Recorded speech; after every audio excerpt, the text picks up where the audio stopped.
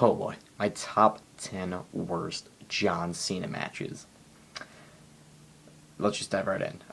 Actually, if you didn't watch my 10 best, because I believe I'm going to upload that first, check that out. Number 10, Night of Champions 2011, Cena vs. Del Rio. Del Rio won the belt at SummerSlam using the Money in the Bank, and just literally a month later, he loses the belt to Cena just to win it back at Hell in a Cell 3 weeks later. Fuck Cena for agreeing to take the belt off of Del Rio's hands. I think all they wanted to do was set that stupid record of carrying the WWE Championship more than anyone else, which is stupid, but whatever. Match itself sucked. The build sucked. Fuck this match. Number 9, Tables, Ladders, and Chairs, Sheamus vs. Cena 09. The match itself actually was not that bad. Especially including the fact that Sheamus was just a blue chipper, a green chipper, or whatever you want to call him, during his grass. Well, not really his character, but just him in general. He was just a rookie out of the blue, kind of like Brock Lesnar, except for not near as much domination. But at least Brock won the King of the Ring in 2002, before he went to the WWE Championship. Sheamus just powerbombed Jamie Noble, won a Battle Royal, and then he's WWE Champion by winning in a tables match. The reason it's this low is because it was too soon for Sheamus, and Cena, for what it's worth, he kind of helped Sheamus, but not so much, where Sheamus is still a solidified guy. Sheamus is, see where he is right now, you don't remember his feud with Cena that well. Hell, you don't even remember his feud with Triple H that well, probably. Sheamus is kind of on a pretty much different level now. Number 8, Hell in a Cell, Orton vs. Cena 09. First of all, this didn't need to be in Hell in a Cell match. That's what you get for having these gimmick pay-per-views, WWE. And second, the match sucked. And third, Cena won the belt at Breaking Point just 3 weeks before this, I believe, or 4 weeks, whoever knows, God. But the pay-per-view before this, and Orton won it back then. The next pay-per-view was their somewhat memorable bragging right matches at a 09 in the Iron Man match. So whatever. This was part of the crappy match series, crappy feud with Orton and Cena. Number 7, Extreme Rules, Great Khali, yes, you heard, Great Khali versus John Cena in a Falls Count Anywhere match. It's Khali. It didn't need to be Falls Count Anywhere. The only thing memorable was when John Cena suplexed him off that crate or something that was like 6 feet, and Khali's 7 feet, so he could have landed it if he had that super athleticism. Fucking, I don't know, this was, It had Khali in it, that's all there is to say. Next, number 6, TLC 2010, Wade Barrett versus John Cena. This was coming off the heels of that Hell in a Cell match, you had that all going on. Then he went to Survivor Series where John Cena was the referee, had that kind of thing where he let Orton get the pin. Orton kept the championship just to lose at the next Raw. And then it went, for Wade Barrett, it really, really went downhill from here. You have Wade Barrett not win the WWE Championship. Yes, I kind of agree with it, but at the same time, it buried Wade Barrett until finally now. He's finally repackaged and rebuilt. And just to make things worse, if he wasn't going to win the belt, the least he could have had him do was get a pinfall or some type of victory again over John Cena at TLC.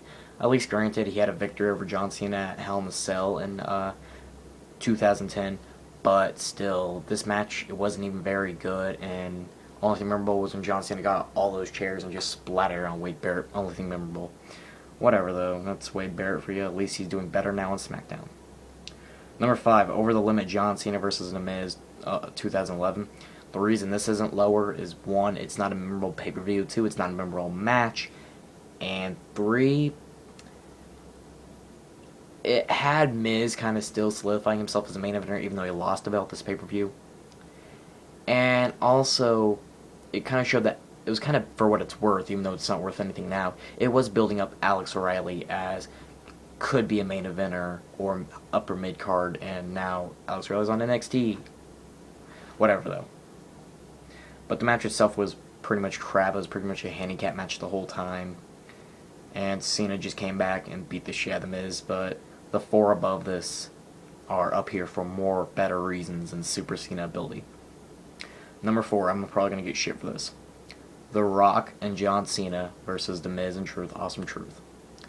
Number 1, the only reason anybody likes this match was The Rock's return. Even I like that, and I still hate the match. It was a traditional Cena gets beat the fuck down for 20 minutes just to tag in The Rock, who dominated.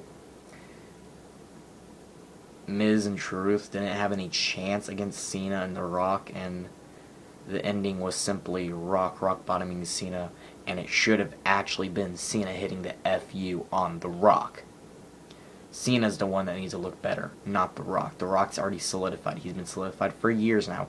Cena's still off the heels of, oh, Cena sucks, Cena fucking licks dick, whatever. You know what I mean. Cena's not going anywhere, and even this Kane feud, which you're trying to make better for him, is still not working yet. Oh well, though.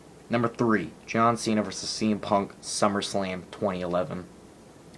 This had Triple H as a special referee for whatever reason, when they could have done the same fucking thing with the other. The match itself wasn't even worth crap. Punk wins the belt, everyone's cheering, just for Kevin Nash to come out, powerbomb CM Punk, start a rivalry that never really took off, and then have Del Rio cash in just to lose the belt the next pay-per-view. The match itself meant nothing, and the stuff after it meant nothing even more. So whatever. The match quality was not near as good as Money in the Bank, but number 2 and number 1 still outdo by far. By far. Number 2, Orton, Cena, Triple H, WrestleMania 24, 2008. You're having all the members of the Breakfast Club, the people who love the Rendezvous, God, the Viper, and Super Cena. One thing is, for a triple threat, I don't think the match went long enough, just like the WrestleMania 22 with Ray, Orton, and Kurt Angle. Same kind of thing. The match didn't go long enough. There was never really a time where you thought a Cena or Triple H would win. You kind of had a feeling that Orton would retain the belt, although it wouldn't even be a surprise that Triple H and Cena won the belt. The build in this was simply between Cena and Triple H. Orton was kind of that third guy. So, whatever though.